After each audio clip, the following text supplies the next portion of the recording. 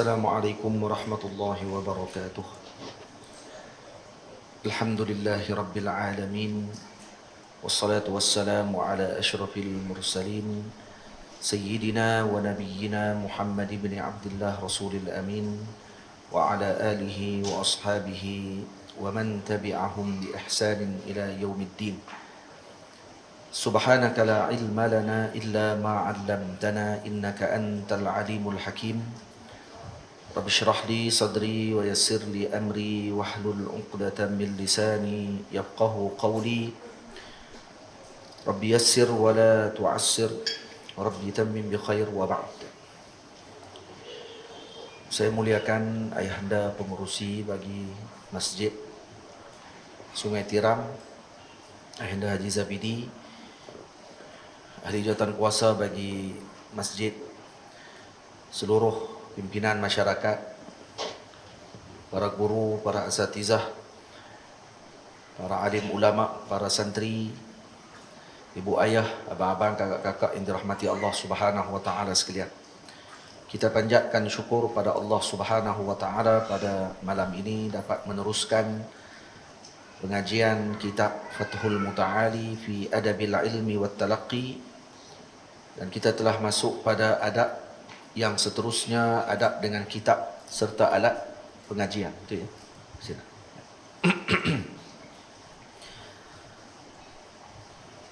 Peliharalah adabmu wahai teman, dengan kitab juga alat pengajian.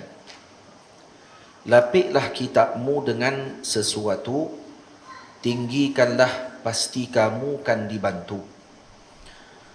Di antara adab yang sangat diambil perhatian, di antara kamalat atau kesempurnaan yang dituntut pada ilmu ataupun seorang yang ingin menyandarkan dirinya dengan ilmu adalah berkait dengan apa sahaja yang berkait dengan ilmu, maka dia akan muliakan. Ini dia punya kaedahnya begitu. Sebab tu kalau kita mengaji dalam kitab-kitab adab kenaan dengan menuntut ilmu, maka semua yang berkait dengan ilmu akan dimuliakan oleh seseorang tersebut yang menyibukkan dirinya dengan ilmu. Sama ada dengan gurunya, apatah lagi lah murid beradab dengan gurunya. Dan bila beradab dengan guru, terbahagi kepada beberapa bahagian. Pada diri peribadi guru itu sendiri, murid memuliakan gurunya, majlis ilmu dengan gurunya, bagaimana keadaan murid di dalam majlis ilmu bersama dengan gurunya, dan termasuk juga dengan keluarga gurunya, anak guru, isteri guru, ibu guru, ayah gurunya, guru kepada gurunya, hatta sehingga para ulama menyebut orang kampung gurunya juga pun dimuliakan. Macam tu. Waktu pernah diceritakan oleh Maulana Yaqub Sahib, Maulana Ali Tanwi rahimahullahu ta'ala dalam kitabnya berkenaan dengan adab menuntut ilmu. Pernah satu hari beliau memuliakan seorang, atau melihat gurunya memuliakan seseorang. Beliau melihat Maulana Yaqub Sahib memuliakan seorang lelaki tua. Bila ditanya oleh para murid, kenapa dimuliakan orang tadi? Orang tu orang biasa. Maka kata guru tadi, itu adalah orang kampung gurunya saya. Orang kampung guru dia, tok guru dia. Ni orang kampung tok guru dia.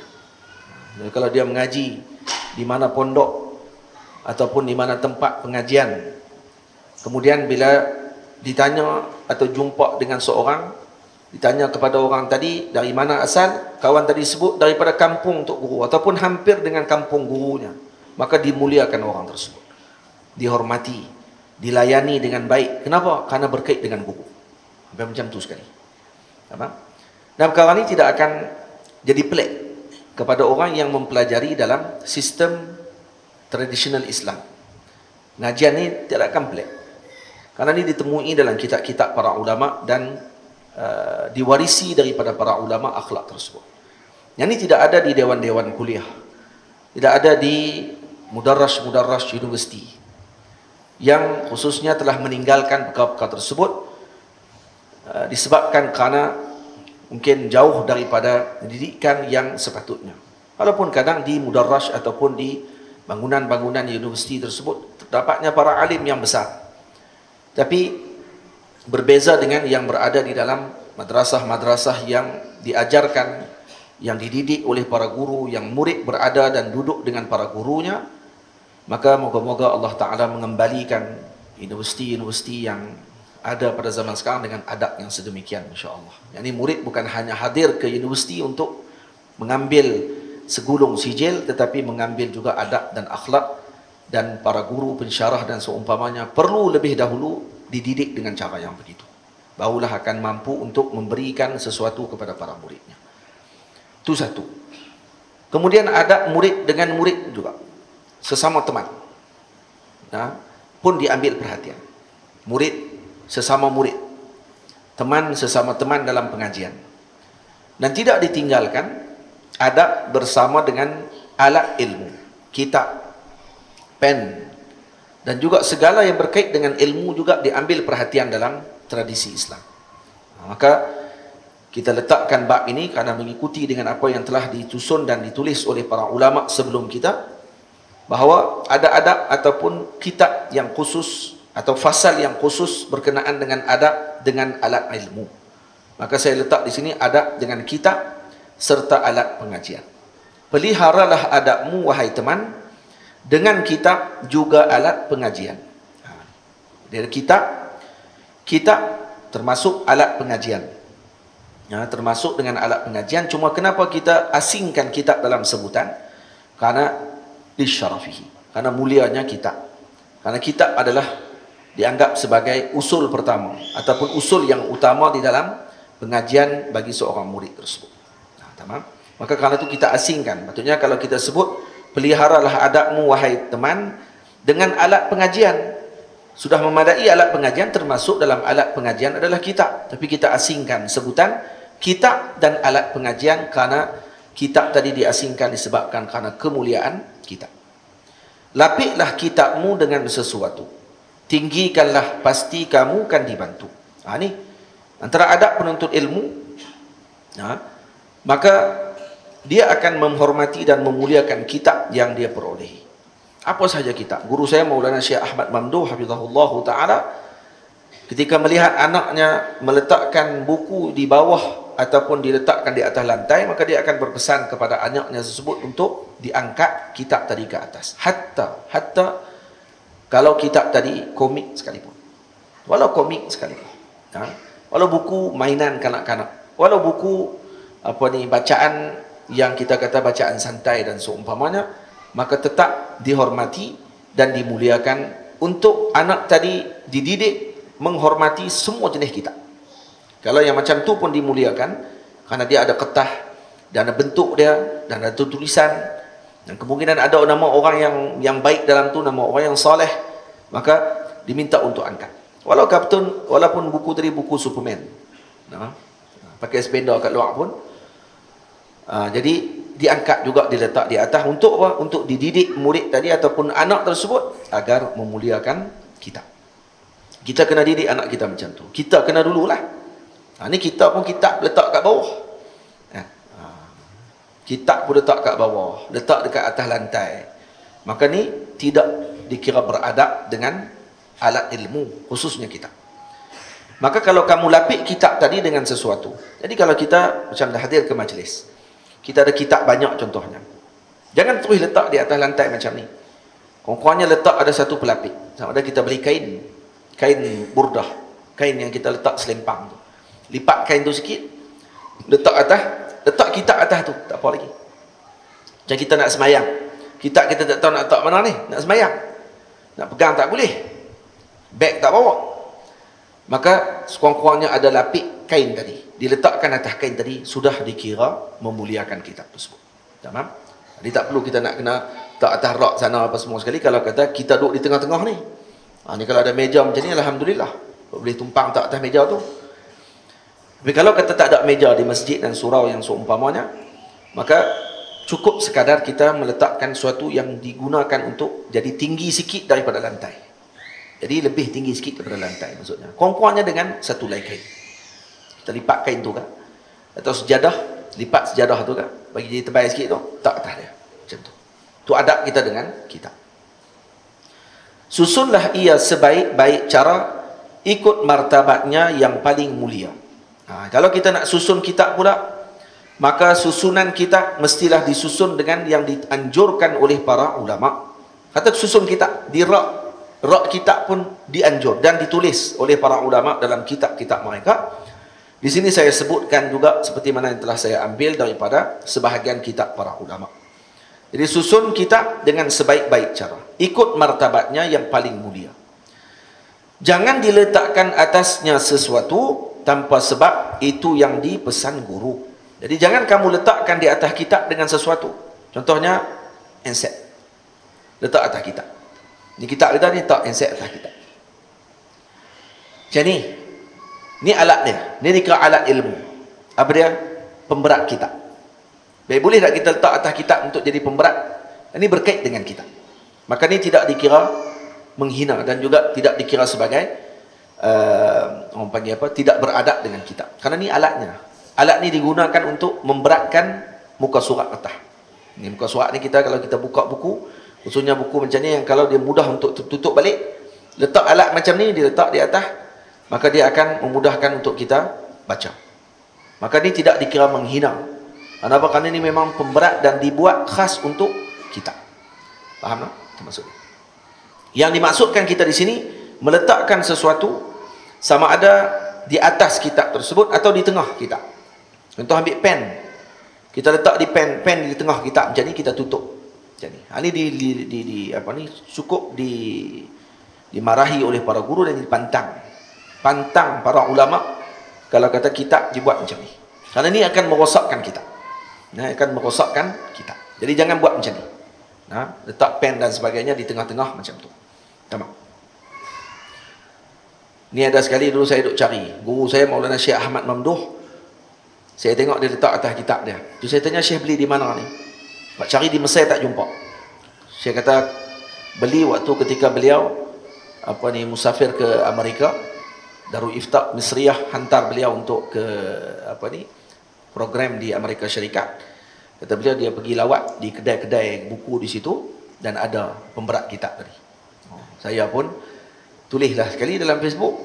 Kata ada di mana tak boleh cari ni pemberat buku ni, sampai 4 kat saya. Alhamdulillah lah. Masa lepas ni nak kena tulis lain kan. Saya tulis dalam Facebook. Saya kata nak cari mana atau benda ni kan. Siapa-siapa boleh bagi tahu nak sini. Ada jugalah yang tolong bagi tahu pun ada. Kan? Tolong bagi tahu Ustaz nak cari ni ada di sini. Masa tu Shopee tak apa nak ni sangat. Shopee apa semua tu tak apa nak guna sangat. Jadi kata depa boleh cari di sini, boleh cari di sini, bagi tahulah. Tengok tak sampai 2-3 minggu sampai di rumah saya pak datang ni. Saya kata banyak sangat pula dah. Pakat bagi hadiah. Depa tak apa. Hak orang bagi tu Ustaz boleh buh dalam beg ni satu, dalam beg tu satu, dalam beg ni satu. Elok, cantik. Pakat bagi habis. Alhamdulillah. Terima kasih banyak dan moga Allah Taala jadikan tu sebagai mizan hasanat. Selagi mana saya guna benda ni dapat pahala insya-Allah. Dan ni juga boleh guna untuk katok kepala anak murid kan. Hak ni tak dengar cakap. Hak ni bahaya nah, ni besi dalam ni berat. Ni bahaya. Jangan main-main. Baik, jangan diletakkan atasnya sesuatu tanpa sebab. Ni, tanpa sebab. Itu yang dipesan guru. Lepas tu sebahagian ulama membenarkan yang macam ni diletakkan kerana ni bersebab dengan kitab. Tapi yang lain daripada macam ni, contohnya handset. Kita nak bercakap waktu tu ataupun berkhutbah contohnya. Tak ada alat yang kita nak kena guna untuk nak bagi kitab yang kita nak baca tadi ni, takut lagi tertolak dengan angin, terabuk habis khutbah-khutbah dia. Dia kata jenuh. Ustaz kata jangan tak. Dia kata nak tak macam mana ni sambil duk pegang kayu begini semua. Hak jenis tak khutbah lah, hak jenis membaca khutbah ni. Jadi macam mana nak buat? Boleh tak letak untuk niat tadi? Ya, dibenarkan kata sebahagian ulama. Walaupun ada qalil minal adab. Itu masih lagi dikira kurang. Sebab ni bukan alat dia. Tapi kerana bersebab. Maka dimaafkan dengan tujuan tersebut. Seperti yang juga ditunjukkan oleh sebahagian guru-guru kita, kerana mereka mengatakan dengan sedemikian. Tapi yang syadid betul dengan adab ini, mereka tak akan buat macam tu. Mereka yang berkait dengan alat kitab saja. Jadi ini sentiasa akan dibawa. Ini saya pun ni, bawa ni anak murid dah faham. Santri-santri pun dah faham, jadi dia pun memang bawa siap dah untuk saya nak guna dalam kelas pengajian. Baik. Jangan diletakkan atasnya sesuatu tanpa sebab, itu yang dipesan guru. Lepas tu guru saya Maulana Syekh Ahmad, pernah sekali waktu kami duduk mengaji kitab Ikhna' di rumah Maulana Syekh Abdul Aziz Syahawi di kampung, masuk waktu Zuhur. Jadi saya pun, Syekh terberhenti sebab Syekh kata kita nak bersemayang dulu. Saya pun ambil pen saya letak kat tengah ni, tutup. Syekh marah tu. Syekh Ahmad ni guru saya, kami dua orang pergi mengaji dengan Syekh Abdul Aziz Syahawi di kampung. Syekh baca kitab Ikhna'. Jadi waktu nak tutup tu Syekh marah. Dia kata, Ahmad, kenapa buat macam ni? Dia kata, kamu akan rosakkan kitab ni, tidak ada adab dengan kitab, kata dia. Ambil ni. Lepas tu dia buat pulak dalam dompet dia ataupun dalam apa ni, pencil case dia tu. Rupanya dia dah kerat banyak dah kertas kecil-kecil untuk jadi penanda buku. Macam tu sekali. Syekh saya ni ahli majlis fatwa besar, ulama besar di Al-Azhar Al-Syarif. Dan beliau kata dia beli kertas kajang tu, besar tebal tu, dikerat kecil-kecil untuk buat penanda buku. Sekarang senang, di kedai buku ada jual penanda hak lekat tu, hak ada warna tepi tu. Tengok kitab macam nak darah sikit lah. Ni orang perempuan dia minat jenis tu. Kita lah tak apa nak minat, tapi perlu benda tu sebenarnya. Perlu kenapa? Kerana menjaga adab kita dengan kitab. Orang kitab kita tidak akan rosak. Ni kena jaga betul. Ni pesan para ulama kita untuk jaga kitab. Lepas ni kalau mengaji bab ni, kena jaga. Tak boleh lah di masjid Sungai Tiram, tiba-tiba ada lagi orang tak kitab atas tanah, atas lantai. Jadi tak boleh. Kata ni kan pelapik kat ustaz ni. Ni kan apa ni, orang panggil apa? Kapet ni kan pelapik. Jadi saya letak atas kapet lah. Ni adalah betul sangat. Dah ada lagi hak boleh bagi tinggi sikit lagi, bagi tinggi sikit. Pakai pelapik yang ada kat bahu kita, kain yang ada dekat kita bawa tu, letak bagi tinggi kita. Memuliakan kitab tidak akan rugi. Saya akan baca kisah-kisah orang-orang yang memuliakan kitab dan mereka ditinggikan oleh Allah. Muliakan cara kamu membawanya. Ini yang seterusnya. Cara bawa kitab juga perlu dimuliakan. Letakkan di dada, jangan jinjing saja. Jadi kalau nak bawa kitab pun ada cara dia. Jangan bawa kitab macam bawa plastik balik daripada pasar, beli ikan ke benung. Bawa macam mana? Kita bawa ikan benung, kalau beli bawa plastik, bawa macam mana? Bawa dada macam ni? Kita meleleh kot badan lah Ustaz. Kita akan bawa macam ni kan, tepi jalan macam tu je, menjinjing. Tak, kitab jangan bawa macam tu. Ada orang bawa kitab macam tu, sungguh. Ni, pegang kitab macam ni, letak di bawah, jalan jinjing macam tu. Tidak ada adab. Cara bawa kitab macam mana?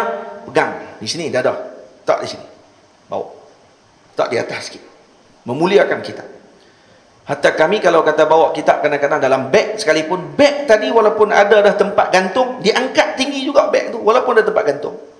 Ni duk gantung kat bau ni, pun angkat juga, letak kalau boleh angkat. Sebab tu kalau beg hak jenis buh kat belakang kan, sebut macam tu, buh kitab dalam, dia akan tukar pergi ke depan. Beg galah, dia galah kot depan.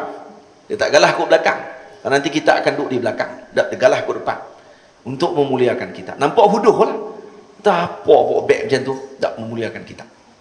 Karena memuliakan apa yang ada dalam beg tadi. Tu sampai tahu tu. Lepas tu guru-guru kalau tengok anak murid bawa macam tu, tak payah marah. Kata ni bagus, budak ni budak reti adab. Tahu kitab duduk depan. Tak?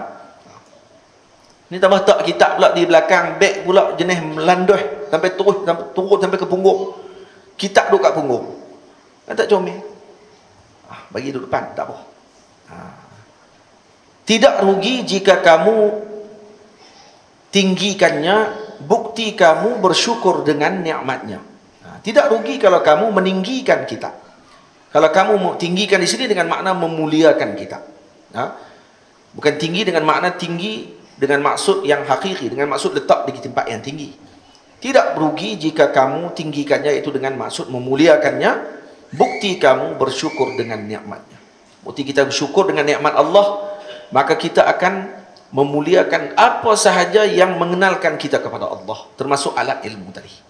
Kitab tadi alat ilmu yang mengenalkan kita kepada Allah dan Rasul SAW. maka kita muliakan. Faham? Tak kira kita apa pun. Kita sains, kita Mak Saleh orang putih ke, kita apa pun. Jangan kata orang kita ni kita orang putih punya, boleh buat latte pun tak apa. Oh, jangan gitu. Yang ni ajak anak murid untuk kita jadi tidak beradab dengan kitab-kitab ilmu.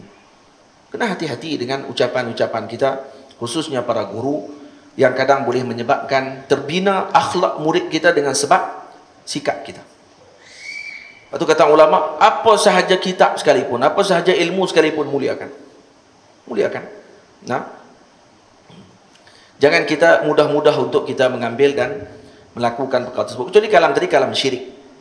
Dalam tu kitab tu kalam syirik contohnya. Yang tu tidak ada mulia bagi kitab tersebut. Kalau kitab tu sains tulis 1 tambah 1, matematik 1 tambah 1 2, kan ni ilmu tu. Yang tak ada, ni tak apa. Nah, ni tak apa ni. Buat light taik pun tak apa. Oh. Dah kali mengaji faraid guna tu juga. Matematik tu juga. Nah. Jadi ilmu ni tidak ada tasadum, dia tidak ada bertembung antara satu sama lain.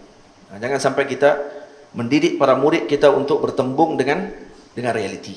Ini akan menyebabkan jadi rosak dan akan jadi syadid, tak tentu hala. Sama. Bersucilah jika mahu menyentuhnya. Guru kami Maulana Syekh Ali Jumaah Hafizahullah, Mufti Mesir, beliau ni orang yang sangat memuliakan kitab dan memuliakan ilmu. Dia sangat memuliakan ilmu semua. Apa sahaja bidang yang beliau tidak baca, semua dia baca. Sampaikan Maulana Syekh Usamah Al-Azhari pernah sekali balik daripada satu negara, kata beliau dia dapatkan sebuah kitab muzik, kitab pasal muzik. Nah, jadi kitab muzik ni antara kitab yang rare, yang susah ditemui lah. Jadi kata Syekh, dia nak bagi hadiah kitab ni dekat Syekh Ali Jumaah. Kerana kitab ni payah jumpa ni. Jadi kalau bagi benda yang rare, kitab-kitab yang payah jumpa ni dekat Syekh, dah tu Syekh akan sonok. Nanti Syekh akan ingat lama lah. Kata, ni kitab ni fulan yang bagi. Kenapa kitab ni rare, payah nak jumpa. Balik-balik daripada negara tadi, Syekh Usamah pergi jumpa dengan Syekh Ali, Mufti Mesir dulu. Bawa kitab tu lah. Tapi dia tak tunjuk lagi kat Syekh Ali. Dia dah baca dah kitab tu. Dia tengok dalam kitab tu ada sebut satu masalah sekian-sekian. Jadi Syekh Usamah nak bincang dengan Syekh Ali. Dia cerita ni Syekh Usamah sendiri cerita ni. Ini saya dengar sendiri Syekh Usamah cerita. Jadi Syekh Usamah pun tanya kat Syekh Ali tentang satu masalah dalam muzik tu. Ni bab hukum muzik ni, cerita bukan hukum. Cerita bab muzik. Nah, cerita bab macam not tu. Kata tu. Bila ditanya macam tu, Syekh Ali kata, dia jawab, Syekh Ali bagi tahu jawapan. Jawapan dia begini-begini. Ada dalam kitab fulan-fulan. Kitab tu ada kat tangan Syekh. Dia kata, ada dalam kitab tu, dia kata. Kitab tu aku dah ada, dia kata. Kitab tu aku dah ada dah. Lama dah. Kitab tu aku dah ada. Maksudnya yang Syekh Usamah kata ni rare sungguh ni. Rupanya Syekh Ali awal lagi rare. Lagi dulu awal daripada ada lagi kitab tu. Dia telah baca habis dah kitab tu. Dah boleh berkeluar pula masail yang dibincang tadi ni. Hatta kitab muzik sekalipun dibincang oleh para ulama Islam. Jadi itu menyebabkan akal dan juga fikiran mereka jadi luas, tidak jadi sempit. Tamam? Jadi bukan saya nak suruh apa ni main muzik pula, dah. Yang maksud kita sini apa dia? Dimuliakan apa saja berkait dengan maklumat dan pengetahuan. Itu macam tu. Baru kita akan jadi luas pengetahuan kita. Baik. Dan kita ni kalau kata kita benda kadang kita tak jumpa, kita tak tahu, kita akan jadi bermusuh dengan satu benda tadi. Tidak. An-nasu a'da'un lima jahilu. Seorang tu akan bermusuh dengan benda yang dia tak tahu. Tamam? Itu semalam saya ada baca satu kisah di masjid dekat orang kampung waktu ketika kuliah di masjid di Tongplu, di Surau, di Tongplu. Sebab kami lah ni masjid tengah duk renovate, mayang di Surau. Jadi saya baca kitab Tajul Arus. Pada sebelum Jumaat saya akan baca kitab Tajul Arus, Al-Hawi li Tahzib an-Nufus, karangan Al-Imam Ibnu Athaillah As-Sakandari. Lama dah, baca dekat 2 tahun dah baca kitab tu. Jadi hari Jumaat saya mengajak di masjid di kampung saya tu sebelum Jumaat. Lebih kurang dalam setengah jam ataupun 45 minit sebelum Jumaat, saya akan baca kitab Tajul Arus. Dan kitab Tajul Arus ni kitab yang tadris, diajar di Al-Azhar satu ketika dulu dalam bidang tasawuf. Antara kitab yang diajar di Masjid Azhar, Tajul Arus. Dan Tanwir. Tanwir, Isqati Tadbir, Al-Imam Ibnu Athaillah juga kitab yang tadris. Ada disebut dalam kitabnya. Jadi ada satu kisah yang menarik, saya baca kat sini pula. Malam dah baca dah dekat kampung, ni baca kat sini yang bagi faedah kat sini pula. Ya. Kisah ni disebut oleh Al-Imam Syekh Zakaria Kandahlawi, Maulana Zakaria Kandahlawi rahimahullahu taala, syaikhul masyayikhina. Disebut dalam kitabnya Talazum Asy-Syari'ati wat Tariqah. Nah, talazum di antara syariat dengan tariqah. Ni kitab ni bagus. Kena beli dan baca. Nah, saya ada kitab tu di Zawiyah ada kitab saya. Cerita dia berkenaan dengan anak kepada Syekh Zakaria Kandahlawi. Ni nak cerita kata apa ni? Orang ni dia kadang dia akan jadi bermusuh dengan benda yang dia tak tahu. Dan kenapa berlaku macam tu? Kenapa berlaku macam tu? Jadi ini diceritakan. Dia kata annaha indama kanat tadrusu fi bidayati amriha al-qa'idah al-baghdadiyah. Ini anak kepada Syekh, anak perempuan Maulana Zakaria Kandahlawi rahimahullahu taala, ketika mula dia belajar qaidah Baghdadiyah. Qaidah Baghdadiyah ni cara bacaan itulah kita duk mengaji Iqra tu. Ini qaidah Baghdadiyah. Wa darasat fi ihdal jadawil biha alifun fathah a wa nunun fathah na. Kan baca mengaji itu kan. Alif fathah a, nun fathah na. Kan baca gitu. Mana dia mengaji lagi? Ba alif fathah ba wa nun fathah na bana. Hakadha dibaca sampai itu sana tana jana. Dan wa fi akhiril jadwal indama aqra'atha walidatuha hamzatu alif fathah hamzah alif fathah panjang. Kan hamzah alif, ya alif tengah atas tu ada hamzah, dipanggil hamzah alif lah. Hamzah alif fathah panjang sikit. Dia tak baca macam alif fathah hamzah alif fathah panjang. Nah, wa nun fathah na. Ni mak dia baca, balik-balik mak dia duk baca ni. Dia duk balik pulang kaji dengan mak. Lepas tu mak pun baca macam tu. Kemudian anak ni tanya, saratit tiflatu wa'taradat. Lima hadha. Tanya kat mak dia, mak kenapa baca macam tu? Kenapa baca ana? Kenapa tak baca kaifa naqulu ana wala naqul hamzana? Dia kata hamzah alif fathah ana. Kenapa tak baca hamzah alif fathah hamzana? Macam India sikit. Awak tak baca hamzana. Kenapa baca ana? Kan tadi alif fathah a. Yang ni hamzah alif fathah panjang pula dah. Awak tak baca hamzah. Boleh faham ni?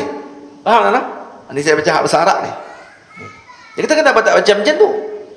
Li'annahu hasbal qa'idatil mustamirrati min awwali harfin ila huna yajibu an yakuna hamzah alif fathah hamzan wa nun fathahna hamzana. Dia kata sepatutnya macam tu lah kalau kaedah macam tu. Kaedah a alif fathah a, ba alif fathah ba, nun alif fathah na. Tetap begitu. Tapi hamzah alif fathah tiba-tiba baca na, awak tak baca hamzah na. Betul kaedah macam tu kata dia. Anak kecil rot mak mak pedin tak nak jawab. Mak pun syarah tak boleh, tak boleh. Ikut kaedah macam tu lah. Faqalat laha walidatuha, maka mak tak nak jawab apa dah. Mak kata apa? Idza jaa abuki fas'alihi. Nanti kalau pak balik tanya kat dia. Ni, kalau Syekh Zakaria Kandahlawi, Maulana Syekh Zakaria, alim kabir, muftil anam, syarah Bukhari, Kawakibud Durri, Kawakibud Durriyah, syarah kepada Sahih Al-Imam Al-Bukhari, dikarang oleh Al-Imam Kawakibud Durri. Kawakibud Durri, syarah kepada Sahih Al-Bukhari, Al-Imam Maulana Zakaria Kandahlawi. 23 jilid ada di rumah saya kitab. 23 jilid Syekh Zakaria Kandahlawi syarah hadis Sahih Bukhari bahasa Arab. Tamam. Jadi kata mak, nantilah ayah balik tanya kat ayah. Nanti insya-Allah dia jawab. Ni mak tak lepas habis, mak serah kat ayah. Hakadha aflatatil ummu nafsaha minha. Jadi mak pun dah kalah, tak boleh nak jawab. Wa ba'da maji'i ajaztu ana aidan an ifhamiha. Bila saya balik, kata Syekh Zakaria Kandahlawi, saya pun tak boleh nak bagi dia faham. Kenapa hamzah alif fathah panjang? Kenapa tak baca hamzah? Mak anak tanya itu, Syekh pun syarah tak lepas pi juga. Anak dia kata pelik. Ni orang panggil anak ni. Cerdik budak ni. Faqultu laha. Akhirnya Syekh Zakaria Kandahlawi kata apa? Ni jawapan ni. Dengar ni. Buaya semua dengar elok-elok jawapan ni. Ni pun jawapan pelepah agak ni untuk anak-anak kita. Apa dia jawapannya? Syekh Zakaria kata, inna aqlaqil an saghir. Wahai anakku, akal kamu sekarang kecil lagi. Akal kamu kecil. Wa indama takburina fasatafhamina, nak baca pun panjang ni. Fasatafhamina binafsiki insyaallah. Nanti kata Syekh dia, wa indama takburina fasatafhamina insyaallah. Nanti kalau kamu dah besar, insyaallah kamu akan faham sendiri apa yang aku cakap ni. Al-an aqluki saghir. Akal kamu kecil wahai anakku. Dia kata Syekh, ni jawapan dia, jawapan dia apa dia? Kerana akal kamu kecil, jadi kamu tak lepas lagi nak fikir benda tu. Dan kata Maulana Syekh Zakaria Kandahlawi, hakadha in warada li ayya ishkalin, in warada li ayyu ishkalin fi hadithin ma aw halin atadhakkaru jawabi li binti as-saghirah hadhihi bi anna aqlaka al-an saghir. Jadi saya, kata beliau, selepas daripada tu, mana-mana hadis yang saya jumpa saya tak faham, mana-mana perkataan yang saya jumpa saya tak jelas, kalam ulama yang besar-besar contoh saya baca saya tak faham, saya akan ulang balik jawapan yang saya bagi ke anak saya dulu. Inna aqlakal an saghir. Sebut itu dulu kat kita. Sebab tu kita kalau baca kalam ulama tak faham, jangan rak ulama tu. Ni tak belagak orang zaman lah. Dia baca hadis tak faham, tu dia kata ulama tu tak betul. Dia baca kitab tak jelas, dia kata ulama tak betul. Dia baca kalam para awliya kibar, tu panggil awliya kibar. Kenapa kibar? Karena mereka ni kabir fi aqlihim wa fi anfusihim. Diri mereka sendiri besar, akal mereka juga agung. Kita akal kecil, baca kalam kibar tak faham. Macam mana budak darjah 1 tak faham bacaan tulisan doktor yang mengajar di universiti, untuk silibus universiti. Budak darjah 1 nak faham macam mana? Kenapa? Kerana inna aqlaka saghir. Akal kamu kecil. Jawapan dia macam tu juga. Kata Syekh Zakaria Kandahlawi, selepas tu kalau saya tak faham mana-mana hadis yang saya baca, maka saya akan ulang balik jawapan yang saya bagi ke anak saya tadi. Saya akan kata kat diri saya, inna aqlakal an saghir. Akal kamu sekarang kecil, nanti besar faham. Faham ni tak? Ini tak baca kitab ulama-ulama dulu, dia tak jelas, dia tengok ni kitab ni tak betul. Ulama ni sesat. Sesat macam hang yang tak erti. Nampak? Jawapan ni comel. Jawapan ni cukup comel dan cukup menarik. Walaupun asalnya pelepah diri, nampak tak? Aulia Allah Ta'ala, mereka bukan jawab untuk pelepah diri, tapi jawapan mereka ada irsyad. Jawapan mereka ada manhajul hayah, jalan kehidupan. Faham? Di Syekh Zakaria Kandahlawi, kalau kita tengok baca tahu, jawapan ni macam nak pelepah diri ni. Tak, bukan pelepah diri. Pelepah diri kat kita. Kita kalau jawab kat anak kita ni, anak kita tanya-tanya kat pak tak reti nak jawab. Pak kata syarah-syarah, pak pun tak lepas pi dah. Dan kali pak pun kata, teringat ustaz kata itu ni. Pun dia pun kata kat anak dia, sesungguhnya akal kamu kecil lagi, nanti besar faham insya-Allah. Main anak besar dah, nak tanya balik kat pak faham dah hari tu ni? Pak memang tak faham daripada hari tu lagi, Pak pun kecil juga akal rupanya. Faham? Jadi macam tu. Kita kalau tak faham kalam awliya, kalam ulama, sebut macam tu terus kat diri kita, insya-Allah Allah berkati. Tamam? Berkati kerana kita akan beradab dengan awliya Allah Ta'ala. Ni tak beza dengan orang zaman dah. Dia tak faham kalam ulama, dia syarah juga lah kali, dia kata ulama tu salah, dia betul. Anjay zaman dah. Zaman kurangnya adab. Tak faham? Azan dulu kah? Tak sampai. Tidak rugi jika kamu tinggikannya. Baca dah. Bukti kamu bersyukur dengan nikmatnya. Bersucilah jika mahu menyentuhnya. Hadaplah wajahmu ke arah kiblatnya. Yang kedua, yang seterusnya adab ketika nak pegang kitab, hendaklah kita bersuci. Jangan kita pegang dalam keadaan yang tidak bersuci. Kitab ilmu, lazimkan diri kita pegang dengan bersuci. Hatta nak pegang sekalipun. Ini disebutkan oleh Syekh Muhammad Awwamah, Syekhuna Muhammad Awwamah, hafizahullahu ta'ala wa ra'ahu wa atala umrahu. Amin ya rabbal alamin. Semoga Allah panjangkan umur beliau. Dia sebut dalam kitab beliau ini, Zakar al-Imamu Ibn Rushayd rahimahullah fi tarjamati Abi Dzar al-Harawi. Imam Ibn Rushayd telah menyebut dalam kitabnya Ifadatun Nasih, tentang terjemah atau biografi Al-Imam Abu Dzar al-Harawi. Siapa Imam Abu Dzar al-Harawi? Beliau adalah perawi kepada Sahih Bukhari yang beliau mengambil daripada Imam Muhammad ibn Yusuf al-Firabri. Ini murid kepada Imam Al-Bukhari radhiyallahu anhu. Jadi sanad dia melalui Imam Bukhari lalu seorang saja, Imam Abu Dzar al-Harawi. Ini sanad beliau dengan, dan dia perawi Sahih Bukhari juga, Imam Abu Dzar al-Harawi. Dan diceritakan anil Imam al-Bukhari rahimahumullahu ta'ala jami'an anna Aba Ismail al-Harawi al-Ansari qara'a ala Abi Dzar al-Harawi. Al-Imam Abu Dzar Harawi, satu hari ada seorang muridnya Ismail Harawi al-Ansari membaca juzuk daripada Sahih al-Bukhari kepada beliau. Jadi ketika dibaca sedikit sampai kepada hadis Sayyidina Jabir radhiyallahu anhu at-tawil fi sifati hajjatin Nabi sallallahu alaihi wasallam. Sampai pada satu hadis itu panjang. Cerita berkenaan dengan haji Nabi sallallahu alaihi wasallam. Qala Abu Ismail wa awma'tu bil juz'i ilaihi liyaqudah. Jadi bila mana aku duduk tengah baca tu, aku pun bagi hadis tadi, retah yang aku baca tu kepada beliau untuk dia pegang.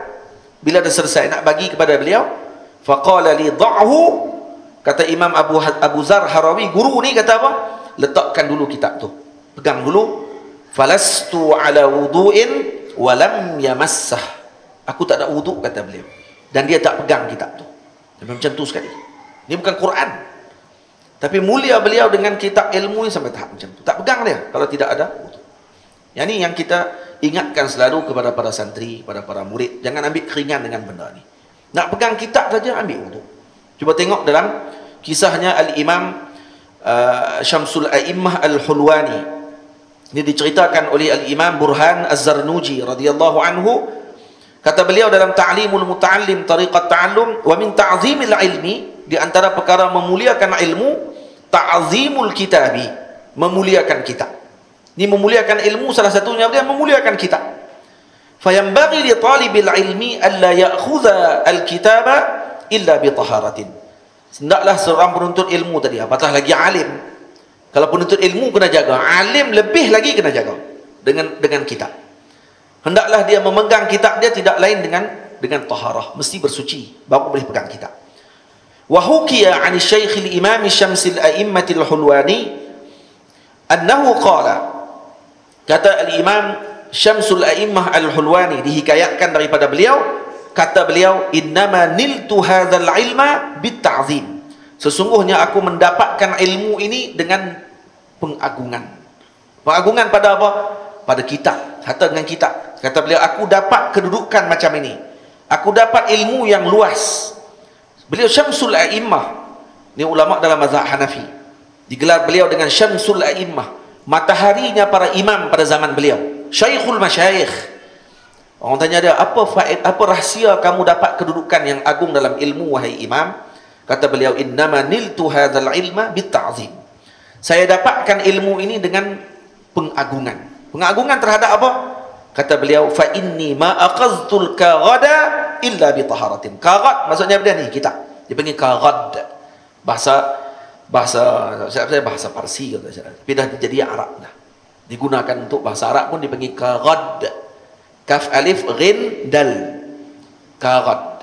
Kata dia, saya tidak mengambil kaghad kitab ini illa bi taharatin, melainkan dengan bersuci. Wa Syekhul Imam Syamsul A'immah As-Sarakhsi kana mabtuna, dan diceritakan juga Syekh Al-Imam Syamsul A'immah As-Sarakhsi. Nah, ada baca Sarakhsi, ada baca dengan Sarqasi. Kana mabtuna, beliau kena sakit perut. Mabtun maksud sakit perut. Jadi macam cerik-berik. Wa kana yukarriru fi lailatin, dan setiap malam, pada malam satu malam saja terpaksa berulang alik ke tandas berkali-kali. Fatawadda'a fi tilkal lailati 17 marratan. Dan hari itu saja, waktu malam tu saja 17 kali beliau berwudu. Li'annahu kana la yukarriru illa bi taharatin. Ini karena beliau tidak akan mengulang bacaan kitab beliau melainkan dengan bersuci. Jadi setiap kali dia sakit, tengah baca kitab, bersuci ni, sakit perut. Karena hari itu kena mabetun, kena sakit perut. Masuk tandah. Keluar tandah, ambil wuduk lagi. Baru pegang balik kitab. Sakit perut lagi, masuk lagi tandah. Keluar tandah, ambil lagi wuduk. Baca lagi kitab. Tak lama, keluar lagi. Masuk tandah lagi, 17 kali. Dalam sebahagian riwayat disebut, kata beliau masuk tandah tadi pada musim sejuk. Bayang ambil wuduk musim sejuk, 17 kali agak-agak macam mana? Teruk. Kita tengah malam, kalau kata boleh buat macam tu, wali tu. Li'annahu kana la yukarriru illa bi taharatin wa hadha li'anna al-ilma nurun. Ini kenapa? Karena ilmu itu cahaya. Wal wudu'u nurun, dan wudu itu juga cahaya. Fayazdadu nurul ilmi bihi. Maka akan bertambah cahaya ilmu dengan apa? Dengan nuru al-wudu. Dengan nurnya wudu, maka kena laksanakan begitu. Tamam? Itu sampai tahap macam tu para ulama kita beramal. Bersucilah jika mahu menyentuhnya, hendaklah hadaplah wajahmu ke arah kiblatnya.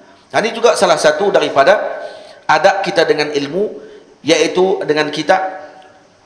Maka ketika mana nak membaca, maka hadapkan wajah kita ke arah kiblat. Kalau boleh lah, kalau boleh. Tamam? Dia tak perlu lah nak kena tukar pula meja ni pergi ke belah pula. Kan? Kalau ada sebahagian tempat macam tu kan, di Al-Azhar, kalau di Ruwa' Al-Atrak, Tok Guru akan duduk menghadap ke kiblat, anak murid akan menghadap ke Tok Guru. Kenapa? Kerana kiblat murid adalah gurunya. Faham? Kiblat murid adalah gurunya pada waktu itu. Ini tak perlu tukar lah. Apa tekan gini tak apa. Sebab di apa ni, di Masjid Azhar pun, di mana pun tak ada masalah, benda ni tak ada masalah apa. Ada orang dia rigid sangat lagi. Yang tadi yang kita sebut kena menghadap kiblat ni, Tok Guru nak pindah. Dia pindah masjid orang pula dah. Masjid dia tak apalah buat. Ni masjid orang. Nak buat macam tu, buat di masjid kita nanti tu. Di Zawiyah kalau nak buat macam tu. Dalam masjid saya pun nanti duduk kat depan macam ni je. Susah lagi nak ubah pula dengan mikrofon apa semua tu. Kan susah ni kan dekat dengan tu. Ada bilik dia apa semua sekali kan. Kita pun faham benda tu. Jenuh masjid nak kena pusing fikir pula, nak kena buat bilik satu lagi kat belakang. Okey, kerana Tok Guru nak kena menghadap kat sini. Orang perempuan pula nak duduk macam mana pula. Ada benda teknikal saja benda tersebut. Yang penting jaga adab dalam majlis tu saja. Pesan guru saya Ahmad yang mulia, Ahmad Mamduh maksudnya. Ni guru saya ni Ahmad Mamduh. Jangan letakkan penamu di dalamnya. Ni saya sebut tadi. Jangan letak pen di dalam buku. Jika kamu ingin jadikan penanda, guna kertas, jangan dilipat hujungnya. Jadi kalau kamu nak jadikan penanda, gunakan kertas. Ambil kertas, jadikan penanda. Agak-agak tak ada sangat dah ni. Ni ada, orang panggil apa ni? Tisu. Lipat tisu ni sikit, letak dalam ni. Letak dalam ni, tutup. Ni. Jangan dilipat hujung kitab. Ni ada orang yang suka lipat hujung kitab ni. Saya kira pernah lipat. Jumpa masalah penting sikit, lipat lagi hujung. Lipat habis, kitab dia berlipat-lipat. Elakkan daripada benda macam tu. Kita pun buat juga, kadang-kadang terlupa buat juga kita. Jadi elakkanlah, elakkan. Jadi benda ni kena jadi sajiyah. Jadi darah daging kita. InsyaAllah kita akan tinggalkan segala amalan buruk yang kita buat sebelum ni dengan kitab. Sebelum ni duk bawa kitab macam ni, jinjing tangan macam tu saja, elakkan. Lepas ni dah balik daripada samaratul ilm al-amal. Buah bagi ilmu adalah amal. Ingat, beramal dengan satu benda yang kita dapat dengan ilmu tu akan dapat berkat yang besar dalam kehidupan kita. Akan dapat barakah yang besar. Barakah maksud dia apa dia? Ziyadatul khair. Bertambah kebaikan demi kebaikan. Dengan hanya memuliakan kitab dan juga ilmu. Tamam? Jika kamu ingin jadikan penanda, guna kertas, jangan lilipat hujungnya. Tulislah dhabitmu terang biar jelas, berguna kelak pandanganmu tak jelas. Tu. Tulis dhabitmu, dhabit kitab kita tu. Kalau kita nak catat di sebelah kitab ni. Dhabit. Tulis biar jelas, tulisan biar terang. Sebab tu ulama-ulama dulu antara benda yang dipelajari di pondok ataupun di tempat-tempat pengajian zaman dulu, khat. Khat juga dipelajari. Tak tinggal ilmu khat. Untuk apa? Untuk tulis. Saya di Zawiyah, di pondok saya, para santri masuk juga kelas pengajian khat. Adalah 2 kali, khusus aku buat baru 2 kali ya. Yang dulu sebelum ni tulisan, kalau baca Allahu Akbar. Nah, Syarimi terkejut kalau baca tulisan ni bah. Saat dia tarik, saat dia putih, saat dia tarik pula dia putih balik tengah-tengah. Hal ni dah bersambung sikit lah. Ada rupa sikit tulisan tu. Kalau jumpa tu orang ingat khat maghribi. Nak baca macam mana ni tulisan dia ni. Dia yang boleh baca. Tulisan doktor. Jadi orang panggil apa? Kena masuk kelas khat juga. Tulisan khat ni untuk apa? Untuk bagi cantik tulisan dan diindahkan kita punya, untuk kita apa ni? Kita memuliakan ilmu. Cuba tengok tok guru, ada guru-guru kita, para ulama kita tanah Melayu ni, yang kitab-kitab mereka dijual balik. Orang protestik jual balik. Kenapa? Kerana dhabit dia comel. Comel dhabit tepi tu sampai kita boleh ambil manfaat betul. Kita boleh ambil manfaat dengan dhabit dia tadi. Jadi tulislah dhabitmu terang biar jelas, berguna kelak pandanganmu tak jelas. Kenapa? Suruh tulis bagi jelas. Kerana akan nanti boleh kita guna balik waktu ketika mata kita tak apa nak jelas. Nampak? Jadi kalau mata kita tak jelas nanti, dhabit kita dulu kita tulis tak apa nak jelas, maka waktu tu kita akan jadi menyesal. Lepas tu kita sebut di sini bawah, biar nanti anak cucumu bersyukur, punya datuk tulisannya tidak kabur. Tu. Biar anak cucu bersyukur dengan Allah. Tok Wan dulu tulisannya jelas, cucu boleh ambil manfaat. Kalau cucu mengaji di Al-Azhar, masuk pondok, mengapai matan dan seumpamanya, bila mai mengaji balik, jumpalah buku Tok Wan dulu. Kitab-kitab Tok Wan duk mengaji pondok dulu. Cucu pun tariklah kitab Tok Wan. Ada satu masail yang dia tak apa nak jelas. Tengok Tok Wan dia dhabit banyak. Dia pun buka-buka tengok tu dia tulisan Tok Wan. Patut buruk, Tok Wan pun buruk dia kata. Dahlah muka dia pun buruk, tulisan pun buruk juga. Kena maki dengan cucu. Sebab tu kata ulama, biar tulisan kita tu jelas.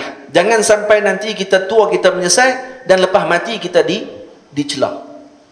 Dicela oleh siapa? Oleh anak cucu. Anak cucu baca tu dia buruknya tulisan Tok Wan. Huduh, ya Allah, macam ni dahlah huduh. Imla tak betul imla tu. Nahu pun tak kena. Jam. Sebab tu kena beringat betul-betul. Ini untuk apa? Untuk generasi akan datang. Bila betul baca tu boleh balik ambil manfaat. Menulis itu ada adab tersusila, bacalah tazkirah, pasti kau teruja. Dalam kitab ni ada disebutkan tentang adab menulis. InsyaAllah ada rezeki ini kita akan baca pada minggu depan, pada bulan depan. Antara adab-adab tu kalau kita sempat baca. Cuma ni antara perkara yang penting yang disebutkan dalam ini. Yang saya sebutkan ni adalah usul masail dalam adab kita dengan kitab dan juga alat pengajian kita. Begitu juga pen. Saya tak sebut sini pen. Macam mana kita nak letakkan pen kita? Pen tempatnya di telinga, kata guru kami Maulana Syekh Abdul Huda Yaqubi hafizahullah. Kalau kata boleh letak sini, boleh juga letak sini, tak ada masalah apa. Jadi kalau kena tengah tulis, kita letak di telinga. Tamam? Dan antara adab kita juga dengan kitab penulis yang kita baca, ketika kita baca satu kitab, contohnya karangan para masyayikh, para ulama, elok kita baca dan kita nak tutup kitab tu. Tidak. Maka kita buat apa? Sebaiknya kata Maulana Syekh Abdul Wahab Sya'rani radhiyallahu anhu, kata beliau, sebaiknya kita sebut dustur ya sayyidi. Ini bahasa Parsi. Dustur ya sayyidi. Apa dustur? Ay istazin ya sayyidi. Ay ba'da iznikum ya sayyidi. Dengan izinmu wahai tuanku, untuk saya tutup kitab ini sebentar. Ini kalau kita nak pergi tandah, contohnya murid nak pergi tandah. Dia tengah duk baca kitab, lepas tu dia nak terkencing. Dia nak tutup kitab ni. Maka dia baca apa dulu? Dustur ya sayyidi. Dustur ya sayyidi itu seolah macam kita tengah bercakap dengan pengarang kitab. Dan fihi sir azim. Rahsia yang agung kalau kamu amalkan macam tu. Sungguh. Seolah kita sedang bermuamalah dengan pengarang dia sendiri. Ini sir azim yang tidak ada melainkan kepada orang yang menuntut ilmu dengan para guru. Tamam? Jadi kita bermuamalah dengan kitab seolah macam kita sedang berada di depan penulis kitab tersebut sendiri. Seolah kita sedang membaca depan dia. Maka bila kita nak tutup, jangan tutup macam tu saja. Jangan dilempak macam tu saja. Tak ada adab dia. Sebut apa kata Maulana Syekh Abdul Wahab Sya'rani radhiyallahu anhu, Syekhul Islam, kata beliau, sebut dustur ya sayyidi. Dustur tu bahasa Parsi, ringkas. Bahasa Arab dia istazin ya sayyidi, atau ba'da iznikum ya sayyidi. Itu bahasa Melayu apa dia? Dengan izinmu wahai tuanku, dengan izinmu wahai tuan guru, untuk saya tutup kitab ni sebentar, untuk saya nak pergi ke uruskan saya punya hajat saya dan seumpamanya. Kemudian balik, buka balik dalam keadaan bersuci. Macam tu, berterusan macam tu, insya-Allah Allah Ta'ala akan bagi barakah yang azim kepada kita semua. Sedikit cerita yang saya nak cerita di sini. Tamam? Disebutkan, nah ni beza nak orang yang mengaji dengan berguru dengan yang tidak berguru. Benda-benda yang berkait dengan kitab, letak atas meja, letak atas lantai, kitab diangkat letak tempat yang mulia, susun kitab pun ada turutan dia. Kalau nak susun kitab macam ni, nak tindang-tindang kitab ni, nak tindang kitab, naik atas ni. Kitab mana yang kena atas sekali, tak boleh kita pergi tindan atas Quran. Nah, batu tafsir macam mana nak susun kalau dekat maktabah. Rumah kita ada rak buku. Apa yang kita paling atas sekali nak susun apa? Susun yang paling tinggi. Ini Al-Quranul Karim. Kalau Al-Quran mujarrad, Quran saja semata-mata macam ni. Ni Quran semata-mata. Tak ada tafsir. Susun paling tinggi sekali. Kemudian tafsir. Tafsir selepas dia. Tafsir pula ada sebagian ulama yang lebih lagi terperinci, susun pula ikut martabat tafsir pula. Tafsir mana yang paling tinggi? Tafsir bil ma'sur, tafsir Quran dengan Quran, tafsir Quran dengan hadis. Antaranya tafsir Tabari, Durrul Mansur, Al-Imam Suyuti. Atau antara tafsir bil ma'sur, itu susun dulu. Kemudian tafsir yang dengan pandangan, dengan ijtihad para ulama, tafsir Qurtubi, tafsir Imam Baydawi dan seumpamanya disusun selepas itu. Dan ada sebagian ulama kata susun ikut tarikh wafatnya alim tadi. Siapa yang wafat dulu? Yang wafat dulu tu susun dia dulu. Mana kitab yang paling besar digunakan? Tabari paling besar sekali digunakan. Tabari letak dulu. Kemudian baru susun selepas dia tafsir sekian begitu. Habis tafsir hadis. Selepas hadis fikih. Dan usul fiqh. Kemudian bawah pada tu ataupun selepasnya tasawuf. Dan selepasnya lagi baru kitab lurah di bawah. Kitab lurah di bawah. Sebab dia alat ilmu sahaja. Dia alat ilmu, dan yang mana maqasid kepada ilmu seperti hadis, seperti tafsir, itu di atas sekali. Macam tu sekali ulama susun dan dilihat perkara tadi dengan teliti. Tamam? Itu kalau kita mampu lah untuk susun macam tu lebih baik. Kalau kita ada maktabah besar, sebaiknya disusun yang dalam bentuk yang sedemikian. Tamam? Cuba tengok di sini, last cerita kita. Kata Syekh Muhammad Awwamah hafizahullah taala. Ini dia sebut ni, saya baca satu-satu cerita dia. Kata beliau, hasala li amrun yasurruni hikayata tarafihi al-awwal wa yasu'uni hikayatu tarafihi al-thani. Apa baca hikayatu? Naam. Hasala li amrun yasurruni hikayatu tarafihi al-awwal wa yasu'uni hikayatu tarafihi tsani. Ada dua cerita kata Syekh. Satu cerita aku gembira nak cerita. Cerita kedua aku rasa tak suka nak cerita tapi kena cerita juga. Kerana ada faedah. Kerana ada perkara penting yang aku nak sebut. Wa takhliduhu fi hadhihi as-safahat. Dia kata dan nak aku letakkan dalam kitab ni cerita kedua ni, sebenarnya aku tak suka tapi aku kena letak juga. Lakinni sa'ahkihi. Tapi aku nak kena cerita li alfitan nazaru min qilalihi ila amrin akhara muhimmun arju faidatah. Karena aku nak tunjuk pada satu benda yang penting untuk diambil faedah dengan cerita aku tadi. Cerita pertama. Kuntu ayyama talabi wa maziltu taliban walhamdulillah. Aku ketika mana sedang menuntut ilmu dan alhamdulillah sampai sekarang aku tuntut ilmu. Ini Syekh punya tawaduknya beliau. Wa maziltu taliban kata beliau. Walhamdulillah. Kita pun kena macam tu juga. Saya dulu waktu mengaji, tak usah sebut macam tu selalu sangat. Kena sebut alhamdulillah sampai lah duk mengaji lagi. Jangan saya dulu duk mengaji dululah. Lah ni alhamdulillah dah alim sa', dah mengajak mata ni. Kok mana? Itu tak ada adab, tak ada akhlak. Jadi saya dulu duk mengaji dan alhamdulillah sampai lah duk mengaji lagi. Masih mengaji lagi. Fi sahatil madrasati asy-syu'baniyah. di kawasan lapang Madrasah Syu'baniyah. Tempat ni antara madrasah ni antara madrasah yang agung yang mengeluarkan para ulama di Halab dulu. Kata beliau, wa ma'i kitabi, sama aku kitab aku.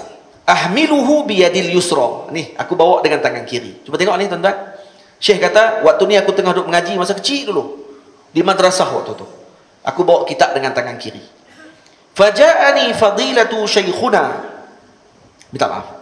Waja'ani fadilatu syaikhina al-'allamatul mutafanninu az-zawaqah dzul malakatil 'ilmiyatin nadirah al-faqih asy-syafi'i an-nahwi al-ustadz Syekh Ahmad Qallash al-mutawaffa bil madinatil munawwarah an 100 'amin.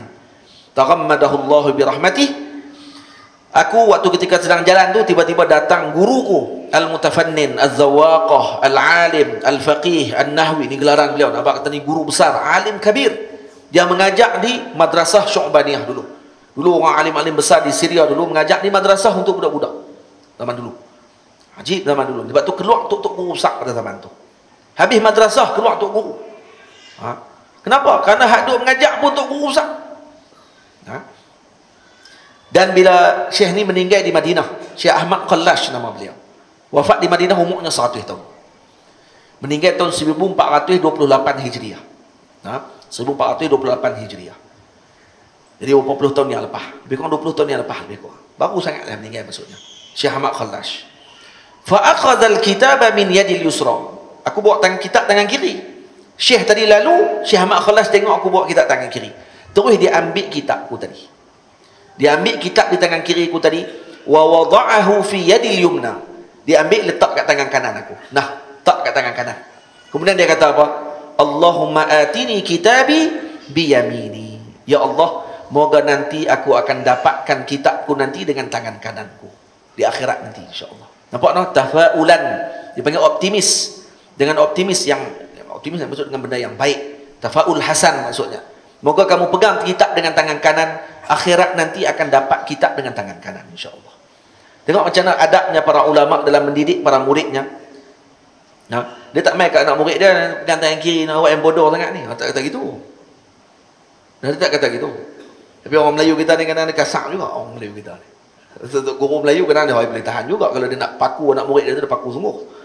Tak ni para masyayikh Arab, kemudian tua-tua kerana kematangan mereka dan seumpamanya, dia main kat anak murid dia pegang kitab tangan kiri tu, ambil main kitab tangan kiri, ambil tak kat tangan kanan, kemudian dia baca doa, Allahumma atini kitabi bi yamini. Moga-moga nanti kita akan ambil kitab dengan tangan kananku insya-Allah. Itu doa. Dan ni dia kata yasurruni jiddan. Dan lepas tu kata beliau, saya tidak pernah lagi meletakkan kitab di tangan kiri. Macam tu sekali disebabkan kerana adab guru yang diajar tadi. Walaupun benda kecil saja. Diingat oleh Syekh sampai beliau tua. Ingat no? Dan kemudian wa madat muddatun laysat bitawil. Han cerita kedua. Cerita last. Dan tak lama selepas tu, taklah terlalu panjang sangat masa. Selepas saya keluar daripada madrasah, wa dakhaltu kulliyat asy-syari'ah bi jami'ati Dimashq. Saya masuk madrasah di kuliah Dimashq, di madrasah di Jami'ah Dimashq, di Universiti Dimashq di Syria. Wa nahnu fi akhiril 'am ad-dirasi al-awwal. Kami pada akhir tahun pengajian yang pertama. Tahun pertama kami di situ. Nantaziru al-ikhtibar asy-syafahi fi maddatil fiqh. Kami sedang duk tunggu nak masuk periksa oral. Periksa oral ataupun syafawi atau syafahi boleh sebut dua-dua. Dalam maddah fiqh, wa kana al-kitabul muqarraru alaina tuhfatul fuqaha. Jadi kitab yang kami digunakan waktu itu sebagai muqarrar untuk periksa oral tu, ini sampai soal jawab. Iaitu kitab Tuhfatul Fuqaha lil Imam As-Samarqandi. Wa tala al-intizar ala ahadi talabah wa ta'iba min al-wuquf. Jadi ada anak murid seorang ni kata, Syekh aku duk tengok ni. Dia pun pelajar juga waktu tu di Jami'ah Dimashq. Syekh Muhammad Awamah. Dia tengok ada seorang kawan dia ni duk pegang kitab juga. Duk tunggu ni nak masuk dalam kuliah dewan tu, nak jumpa dengan doktor nak tanya ni. Oral kan? Duk tunggu lama, tunggu sangat. Dia kata dia nak kena duduk. Dia nak duduk. Dan dia kena duduk dekat apa? Darajatis salah. Darajah salah maksudnya ni tangga. Tangga dekat dewan tu. Nak duduk pula seluar hitam. Kalau duduk berabuk, akan kesan jelas lah nampak dekat seluar hitam dia tu. wa huwa yalbasu bantalun aswad wal ghubar yadhhar alaihi bisyiddah. Maka nanti akan nampaklah ghubar, debu tu pada seluar hitam tu nampak jelas nanti. Fama kana minhu illa an wada'a al-kitaba tuhfatal fuqaha 'ala al-ardi wa jalasa 'alaihi. Dan apa yang dibuat oleh anak muda tu? Dia ambil kitab, dia tengok tak tahu nak duduk macam mana dah, dia ambil kitab Tuhfatul Fuqaha Imam Samarkandi, dia buat apa? Dia pergi letak kat bawah, dia pergi duduk atas kitab tu. Jadi pelapik. Yang ni selalu jumpa di Mesir. Saya jumpa selalu, ya Allah, sakit hati. Lagi hebat duduk atas Quran. Itu lagi hebat. Dia tengok tak tahu nak buat apa ni, sapu-sapu tak Quran, duduk atas Quran. Tak ajaib ni betul. Saya pernah sekali pergi ke satu kedai, beli kitab depan masjid, depan Azhar. Depan Azhar saya masuk kedai kitab, besar kedai kitab dia. Nak beli kitab lah. Tengah-tengah dia masuk, dia pilih kitab. Tengok peniaga tu, bukan peniaga, pekerja kitab tu, dia boleh ambil kerusi, dia letak kerusi depan dia, dia letak pelapik atas kerusi tu, dia letak roti. Kerusi, roti dia duduk atas pelapik, punya comel, dia duduk atas kitab. Kitab susun tinggi, sama tinggi dengan kerusi tu. Kitab apa? Kitab Azkar Imam Nawawi. Kurang ajar betul. Duduk atas kitab Azkar, dia boleh buat pelapik kerusi. Saya ingatkan dia nak duduk atas kerusi tu, kan? Kalau dia tak kitab, dia letak roti atas kitab Azkar tu pun saya dah nak marah dah. Ni dia pergi duduk atas kitab tu, punggung dia duduk atas kitab Azkar. Dalam tu ada hadis, dalam tu ada ayat Quran. Kitab apa pun jangan duduk. Dia pergi duduk. Pergi duduk tu saya kata kat dia, kamu duduk atas kitab? Saya kata, ha? Takhun alal kutub. Ha, kata. Dia kata, dia buat tak dengar. Dia kata, dia buat tu. Saya kata kat dia, entah asam, hang pekak ke apa? Kata dia. Dia bangkit tu. Tinggi. Tinggi pada saya lagi. Saya ni pun peringkat tinggi dah lah. Dia pun tinggi lagi. Bangkit dia tahu. Apa dia? Hang kata apa aku? La anta asam. Dia kata, 2 kali saya ulang. Hang pekak, kata. Dia main nak tumbuk saya. Dah mai tumbuk. Dia berani. Padahal tak wani pun kita pun. Tapi tahu kata dia salah tu, dia tak wani, harap dia takkan tumbuk saya saja. Ya, dia tahu kata dia salah. Dia main nak tumbuk saya, kawan saya tarik dia. Tarik. Tu saya kata kat depan kita, kedai kita. Saya kata, wallahi saya tak akan masuk kedai ni sampai bila-bila. Saya tak akan masuk kedai ni sampai bila-bila, kata. Karena ada orang yang tak ada adab macam ni dengan kita. Saya kata kat toki kedai tu. Toki kedai tu buat tak tahu. Dia kawan-kawan dia. Orang ajak, semua satu kedai kau ajak. Dan alhamdulillah selepas sebulan kedai itu tutup. Tutup terus sampai lah tak buka. Tak ada terus kedai kita. Alhamdulillah. Saya bukan sebab saya kata saya tok wali ke apa, taklah. Ingat. Saya kata wallahi saya takkan masuk dah kedai ni sampai bila? Sampai sebulan. Kedai itu tutup terus lepas tu. Bankrupt kedai itu. Tak tahu pergi ke mana lah kedai itu, depa pindah ke mana tu, Allah Alam. Saya tak jumpa lah kedai itu. Depan Masjid Azhar, kedai besar, tutup tu. Jadi pejabat politik lepas tu. Pejabat Abdul Fattah Sisi. Jadi pejabat politik. Kata aku Abdul Fattah Sisi main-main hampa keluar rumah ni. Aku nak buat pejabat kali ni. Pergi terus habis kedai kita tu. Jahat betul saya tengok. Dah lah buat duduk atas kita. Buat bekak lah tu. Dia tak dengar. Tak dengar kena buh bekak sudah. 2 kali pula saya buh. Alhamdulillah kita pun geram waktu tu. Jiwa muda waktu tu. Lah ni kalau jumpa macam tu saya akan kata, moga Allah rahmati kamu. Jadi sufi lah ni lain sikit lah. Kalau tutup aja nak tumbuk lah ni kalau jumpa saya kata, moga Allah yahdik. Allah yahdik ya akhi. La taf'al hakadha. Hada su'ul adab ma'al kutub. Saya akan sebut macam tu lah. Tapi masa tu lah, anta asam, hang pekak, bodoh. Bodoh yang tu yang berkelih nak kelih tu. Tapi alhamdulillah tak kelih lah. Saya keluar tu saya pun sumpah depan kedai tu. Dan saya kata kalau saya masuk apa ni memang kena banyak kafarah. Kitab bergerak kan tu. Seronok juga tengok kitab kan tu. Tapi alhamdulillah kedai tutup dah, jadi alhamdulillah tak kena banyak kafarah apa. Nah, kalau saya termasuk pun tambah.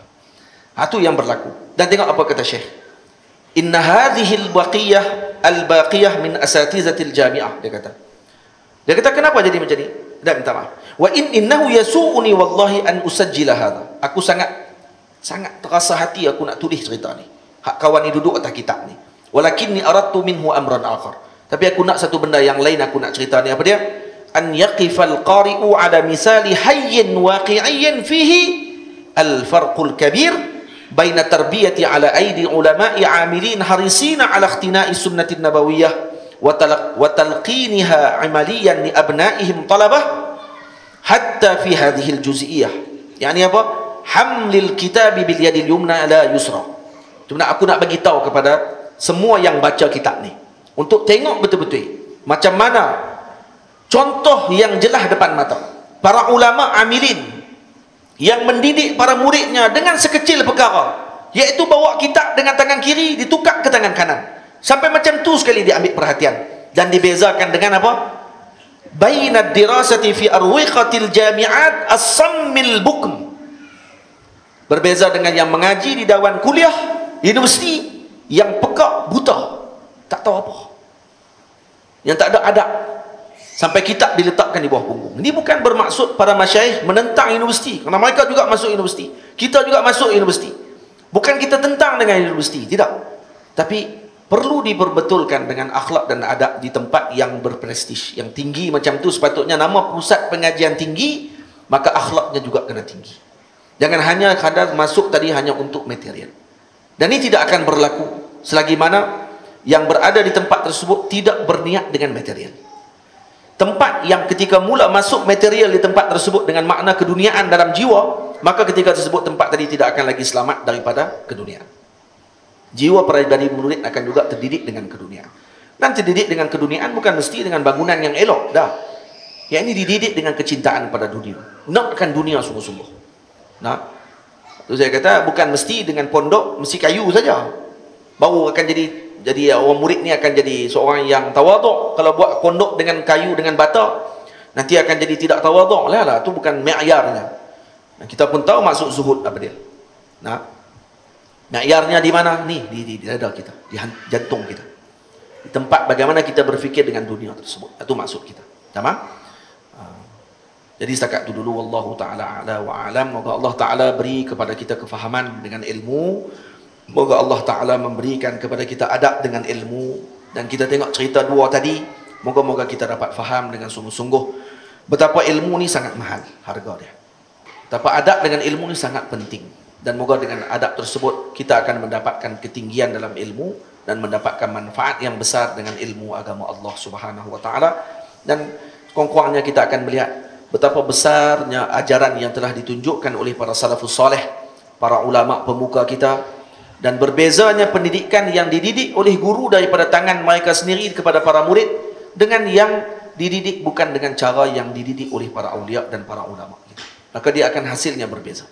Tamam? Yang dididik oleh para ulama, yang keluar juga insya-Allah akan jadi orang yang beradab dengan umat dan menjadi ulama insya-Allah. Tapi kalau yang dididik bukan daripada para ulama dan para salihin dan para aulia, maka tidak akan mampu untuk melahirkan perkara tersebut. Karena anak singa tak akan boleh lahir daripada kucing. Anak singa mesti lahir daripada singa juga. Pak mesti singa baru anak je singa.